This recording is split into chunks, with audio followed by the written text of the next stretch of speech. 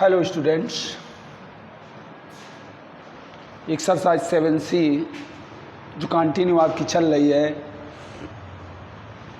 इसमें त्रिभुज का क्षेत्रफल इसके पिछले पीरियड में आपको समझाया था और त्रिभुज का क्षेत्रफल का ये भी सवाल है।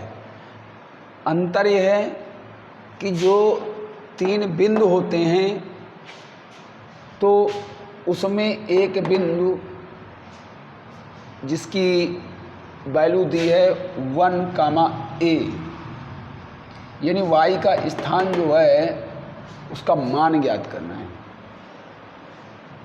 और आगे त्रिभुज का क्षेत्रफल दे दिया गया है 10 वर्ग इकाई, ये दिया गया है। तो फार्मूला वही हुआ, त्रिभुज का क्षेत्रफल बराबर 10 वर्ग इकाई। पहले वो कह रहा है कि उसका क्षेत्रफल 10 वर्ग, इधर हम सूत्र का प्रयोग करेंगे। सूत्र पहले ही आप पढ़ चुके हैं, 1/2 बड़ा bracket x1 y2 minus y3 bracket बंद प्लस x2 ब्रैकेट में y3 minus y1 plus x3 bracket में y1 माइनस y2। ये पहले से पढ़ चुके हैं आप। और ये जो तीन बिंदु हैं, पहला x1 y1, दूसरा x2 y2, तीसरा x3 y3, मान आपको सही रखने हैं, इसमें सावधानी बरतनी पड़ेगी। अगर थोड़ा सा ध्यान इधर उधर गया और दूसरे का मान दूसरे के स्थान पर आ गया, पूरा सवाल गलत हो जाएगा। तो देखिए ध्यान देकर, 1/2 पहले क्या है हमारा x1 का मान रखना है, देखो -2, x1 हमारा क्या है -2। इसके बाद ब्रैकेट के अंदर रखना है y2 माइनस y3, y2 देखिए -1, y3 a, तो -1 और -a ब्रैकेट बंद प्लस x2 का मान कितना है 3, उतार दिया ब्रैकेट के अंदर y3 माइनस y3 देखिए आपके पास है a और y1 है 4, तो a माइनस 4 होना चाहिए, a माइनस 4, चूँकि पहला बिंदु x1 y1 है, प्लस x3, देखते हैं जरा x3 है 1 नोट कर दिया। फिर ब्रैकेट में y1 माइनस y1 आपको मालूम है कि 4 है, माइनस, ये तो फार्मूले में है। अब y2 के वैल्यू जाते हैं -1, तो उसको भी ब्रैकेट में लिखेंगे -1, तब ब्रैकेट बंद करेंगे, इसके बाद बड़ा ब्रैकेट। ठीक है, जब हम मान बिल्कुल सही से रख लेंगे तो आंसर गलत नहीं आएगा। 1/2 इस -2 का अंदर गुणा करा देते हैं, क्यों? ना a 1 के साथ जुड़ सकता है, ना 1 a के साथ, चूँकि ये है बीजगणित, ये है अंकगणित। अंकगणित और बीजगणित आपस में नहीं जुड़ती घटती हैं। अंकगणित तो जुड़ जाएंगी चाहे जितनी बड़ी हों, लेकिन बीजगणित में जब पावर की बारी होती है तब भी नहीं जुड़ती। तो इसलिए -2 का अंदर गुणा करा दिया, -2 का -1 में तो प्लस का होना चाहिए 2, -2 का -a में तो माइनस प्लस होगा, लेकिन 2 का गुणा जब a में कराओगे तो 2a आएगा, प्लस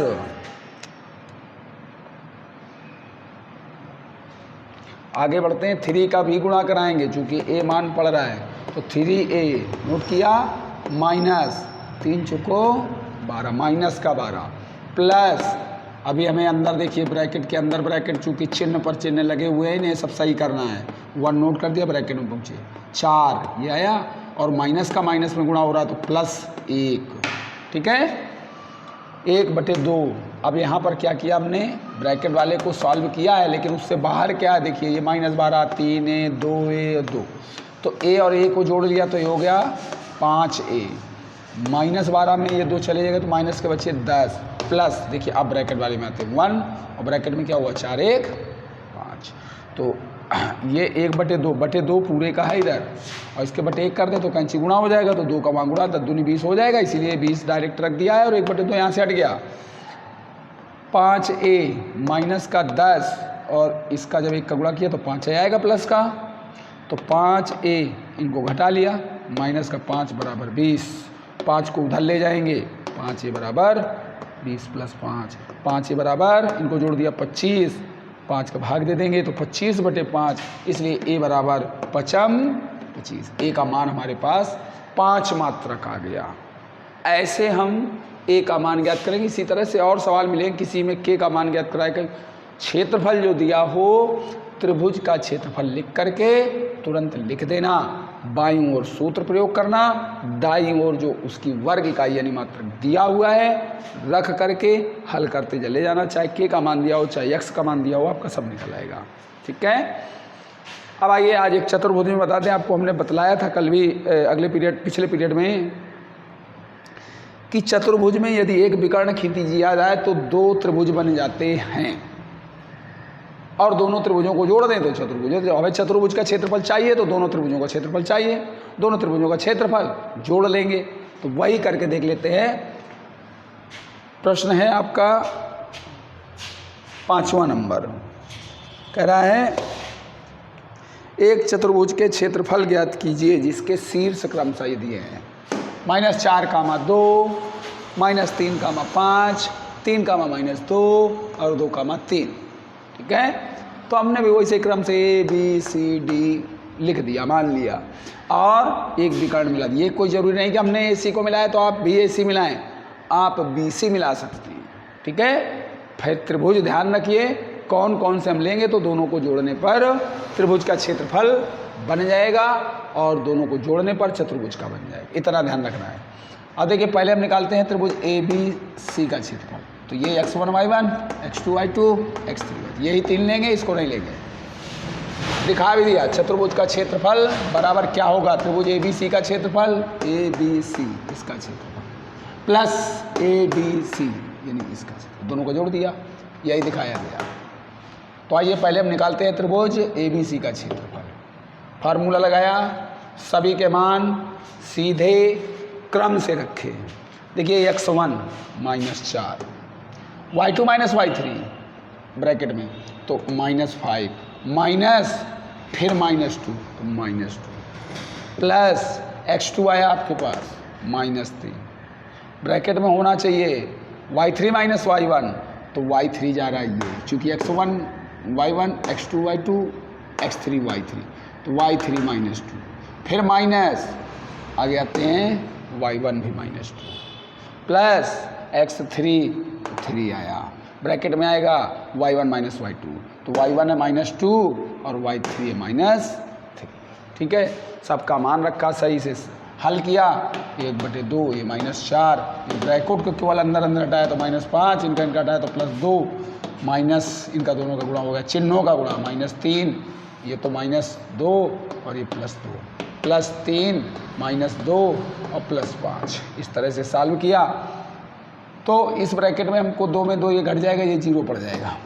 ठीक है। इसका कोई महत्व नहीं रह जाएगा, 0 का गुणा जितने हम करते हैं 0 हो जाएगा।